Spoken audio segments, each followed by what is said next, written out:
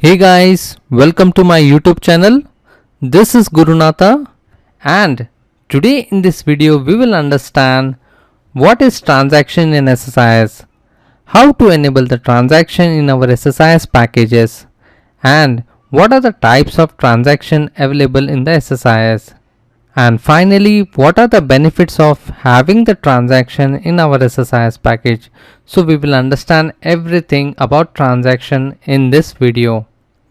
So before we get started with the demonstration, I request that please like this video, and if you are new to my channel, then please subscribe to my channel, because your one like and one subscribe keeps me motivated to create more such technical videos on MSBI.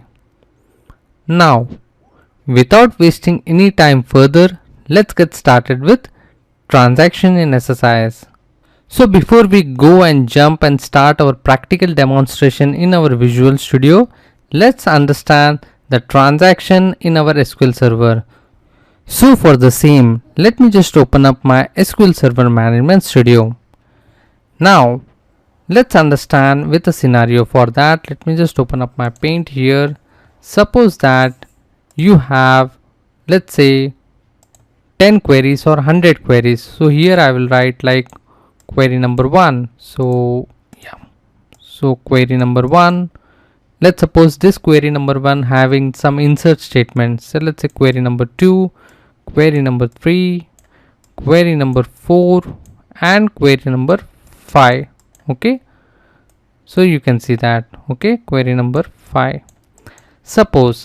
Let's suppose you have hundreds of queries like this, and you are running all the queries together for a different tables, and you are doing some insert. Suppose if your query number 1 executes successfully, query 2 also executes successfully, query 3 also executes successfully. Suppose that your query number 99 fails, and in this case let's consider query number 4 fails. Now to undo all the changes, whatever the successful has happened, the insert has happened, it's become very tedious job, right? Manually going to all the tables and delete all the records, whatever the successful changes or successful insert has happened, it's really very tedious job, and it is not possible also, right? And it is not a best practices also, right? So to tackle this problem in SQL, we have something called as transaction. So in order to enable the transaction, so let's go to our SSMS. So here we need to write the keyword as begin transaction or tran. Okay, now to commit the changes, here we need to write commit transaction. Now to roll back the transaction, here we need to say roll back transaction. Okay, you can say tran or transaction, it is one and the same. Okay, now so to start the transaction we need to say begin transaction. To commit, so we have to say commit, then to roll back we have to say roll back transaction. Okay, now let's understand with the example now. So for that, let me just open up my query here. So you can see that I have the database called library management system, and here I have the two tables. Now if I want to insert the record, yes, I can write this query like this. Okay, so let me just change this name as Kadak. Okay, now let me run this insert statement. So there you go, you can see that one row has been affected, one row has been affected, okay, to this respective tables. Now let me just show you the output. So there you go. Okay, so in the customer 2 table, so you can see that, right? So it's perfect, our insert statement is. Now what I will do, I will go to customer table 2. Okay, and I will go as a design mode, and here I am going to make the nvarchar size as 5. Okay, let me save it. Okay, so before I do any changes, let me just truncate everything. Okay, now let me just again run this insert statement. So there you go, you can see that one row has been affected, and for the customer 2 table there is an error, you can see that. right? So let's check the customer number 1 first. So you can see that we have this record of Guru. Now let's see customer number 2. So you can see that we don't have any record. So here you can see that we ran the two statements here, right, as a single transaction. But my customer 2 failed because of that character length, right? But in spite of failing my customer 2, my customer 1 has successfully committed the records, which I don't want it. Because if my customer 2, that is my another query, is failing it, then I want that my customer 1 should also be fail, or it should have done some rollback. But here in this case it not happened anything like that. Now we wanted that it should have done some rollback. So in simple words, what we are saying, like if we are running like multiple queries, if all the queries execute successfully, then only you commit the changes, or else roll back all the changes whatever the successful changes has been done, right? So this is the same thing we wanted here also. Now to achieve that, the same thing what we have discussed just now, for that we need to enable the transaction that we have seen by using this keyword as begin transaction, commit transaction and rollback transaction. And I have written the same statement here. You can see that under this try catch block, you can see that. So try means, so you write the statement, if anything error happens here, it will catch that error and it will print the transaction as failed, and it will do some rollback here. Okay, so now what I will do, first let me just truncate it, the table. So there you go. Now what I will do, I will select the entire statement and let me execute it. So you can see that one row affected here and one row affected here, and my transaction is completed. Okay, so definitely we can see some records over here. You can see that, right? Now what I will do, I will go to customer 2 table again, and here I am going to reduce my characters here from 50 to 5. Definitely that Mumbai, it is not going to get saved into this character. Okay, now what I will do, let me again run the truncate statement. Okay, now again let me just run this statement. So you can see that one row has been affected here and 0 rows has been affected here, and my transaction is failed. You can see the print also. So it means that if my transaction is failing here, I have done the rollback here, because you can see that my customer 1 is successfully executed. Let me just show you that customer 1 will not have any records over here. You can see that, and similarly customer 2 also. So why customer 1 is not having any records? Because let me just show you that, because you can see that I have written the rollback transaction here. So if you enable the transaction in SQL Server, okay, so it says that if all the statements run successfully, then only it will commit the changes, or else it will roll back the changes. Okay, so this similar transaction we have in our SSIS package. So for that, let me just open up my Paint here, and here you can see that if we enable the transaction in our SSIS package, okay, so it means that it is going to log the table to commit the changes. So why it is going to log the table? Because it will wait for all the components, that is the SSIS component, to execute successfully. So if any component fails, suppose that components are the part of that transaction, and if any one component fails, then it will roll back whatever the changes has been done. So that is the reason I have explained you the transaction part in the SQL Server first, so that you can understand the transaction in our SSIS package easily.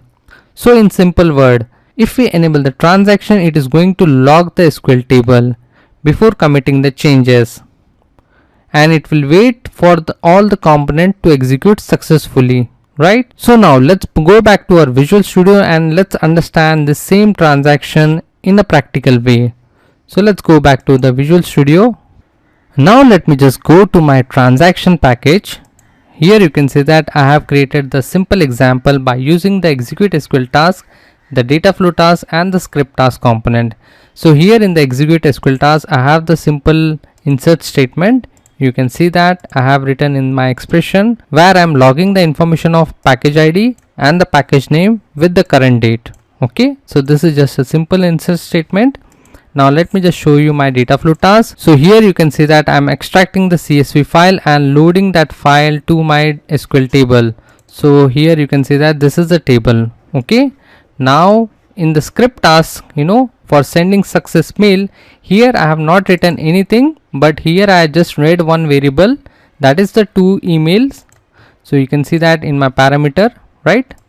Now the complete script I have not written here, but if you want to understand how to send mail via the script task component, so for the same I have created the video. You can check that video. I am going to provide that video link in the below description box. You can check that. So for now, let's understand this, what I have written here. So here you can see that I have written a simple C# code here where I am reading the value here to address string variable, and here I am just outputting the message here. You can see that, and that message I am just showcasing via this message box.show. Okay, so this is just a simple C# code.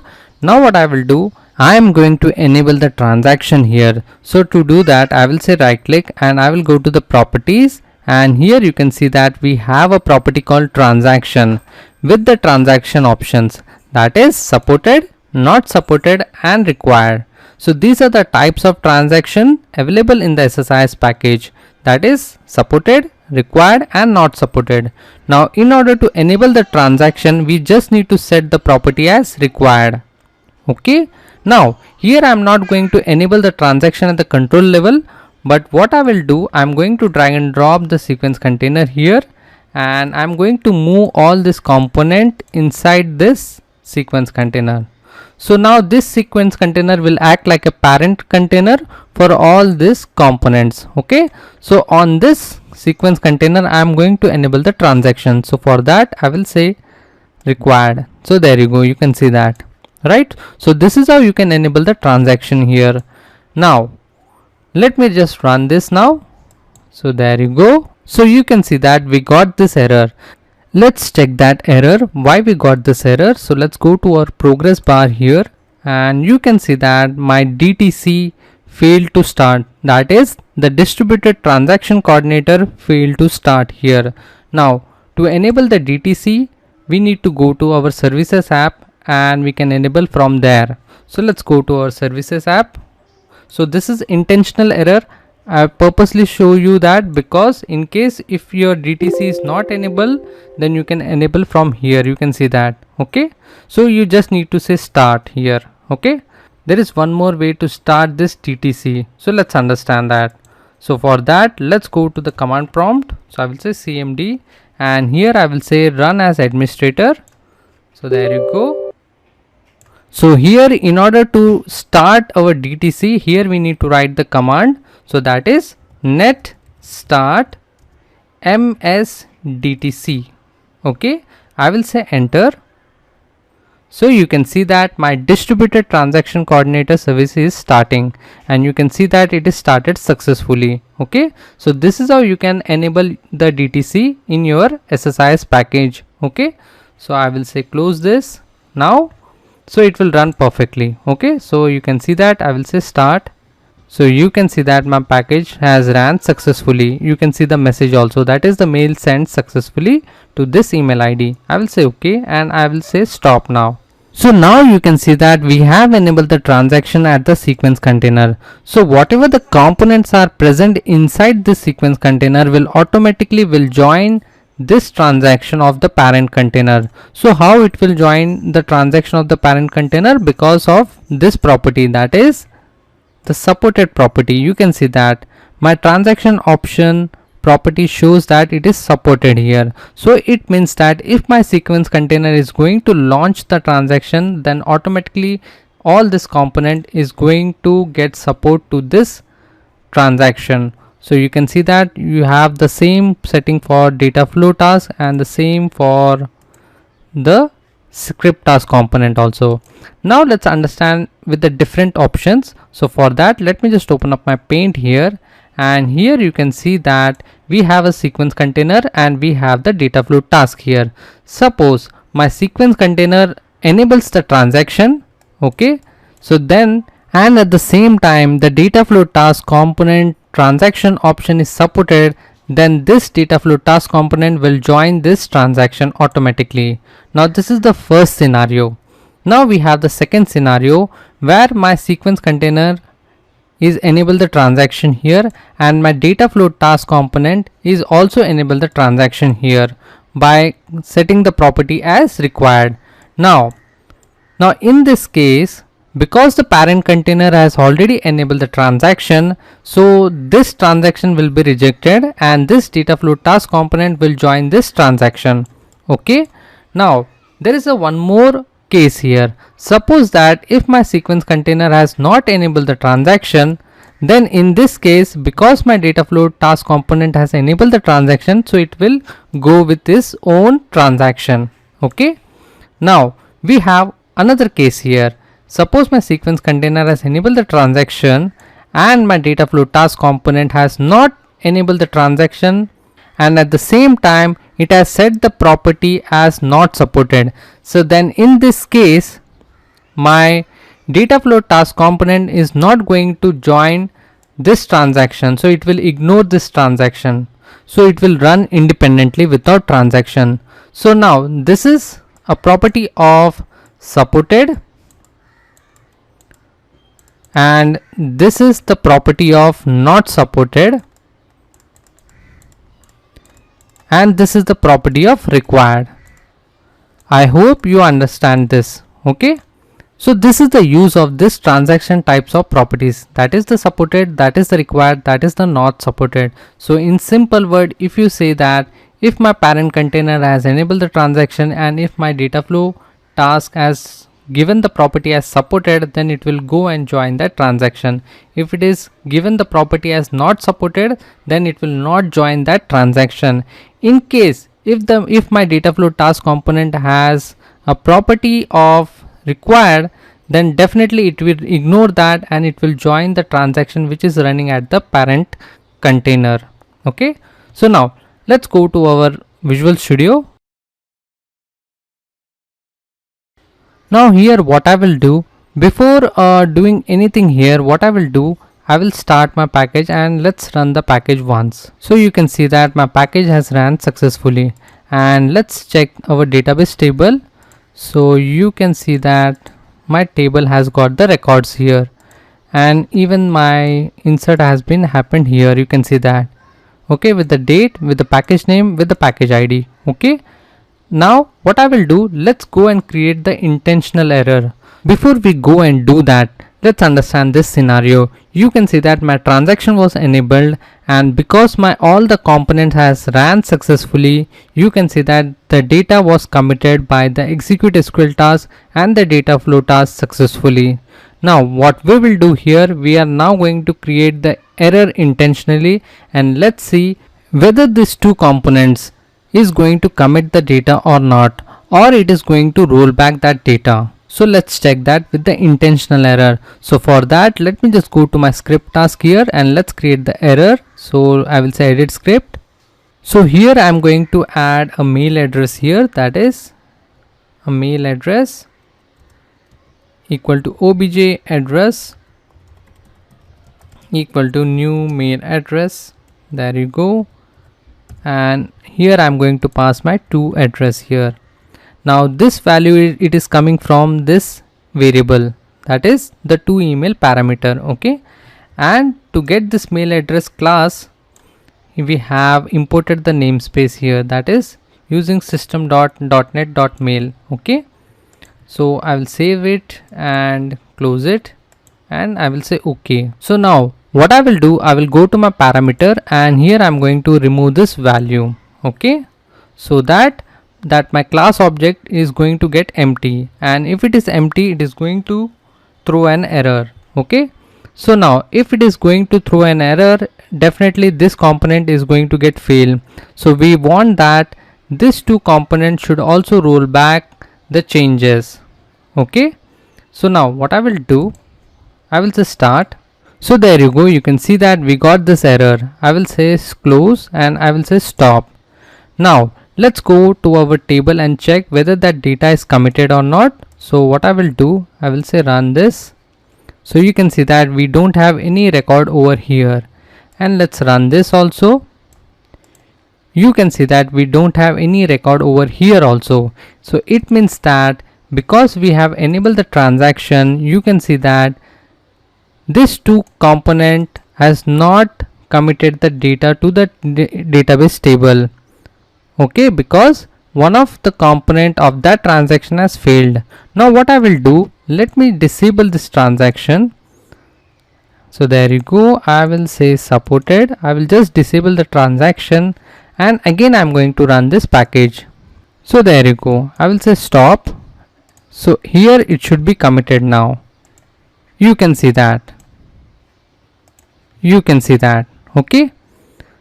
You have just seen an example where we disable this transaction at the sequence container and the data was committed by this two component. So previously when we enable the transaction, that time the data has been rolled back. Okay. So this is the benefit of enabling the encapsulated transaction in our SSIS package. So in case if any one component fails to that particular transaction, then the entire transaction changes is going to get rolled back, especially the SQL table. Okay, so if you're working with the hundreds of the component and if you're unsure that whether that all the component is going to get executed successfully or not, so for the same what you can do, you can go and just enable the transaction. Okay, so if any one component fails, then you are very sure that all the data which has committed the changes in the SQL table, it is going to get rolled back automatically. Okay, now this is the benefit of enabling the transaction in our SSIS package. I hope you like this video. In case if you have any doubts or any queries, then post your doubts and queries in the below comment section of this video. I will be really happy to solve your doubts and queries. And please like this video, and if you are new to my channel, then please subscribe to my channel, because your one like and one subscribe keeps me motivated to create more such technical videos on MSBI. So thank you very much and happy learning.